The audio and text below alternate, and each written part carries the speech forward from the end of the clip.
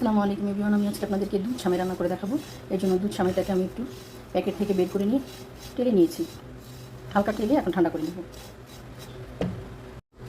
এখানে আমি একটা হাঁড়িতে দুধ নিয়ে নিব। দুধ নিয়ে নিয়েছি।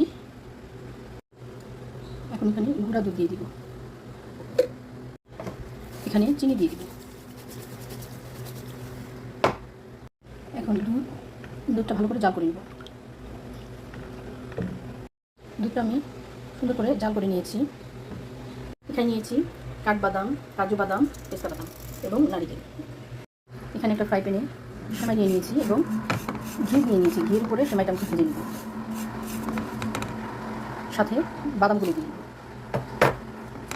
ঘি এবং সেমাই ভালো করে ভেজে নেব। বাদামের সাথে আমি সেমাই রেখে ঘিয়ের মধ্যে ভেজে নিয়েছি। এখন দুধের উপর দিয়ে দিব। এখন এখানে সেমাইটা দিয়ে দিয়েছি। এখন দুধের সাথে জাল করে নিব এবং দিয়ে দিব কোরানো নারকেল। এটা ড্রাই নারকেল, কোরানো না, কোরানোটা আছে কিন্তু আমি আজকে ড্রাই নারকেল ব্যবহার করবো, এর জন্য ড্রাই নারকেল দিয়ে দিচ্ছি। এখন ভালো করে জাল করে নেব।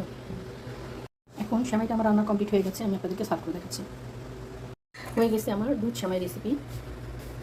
ভালো লাগলে লাইক, কমেন্ট এবং শেয়ার করবেন এবং আমার নিত্য নতুন রেসিপি দেখার জন্য আমার পাশে থাকবেন।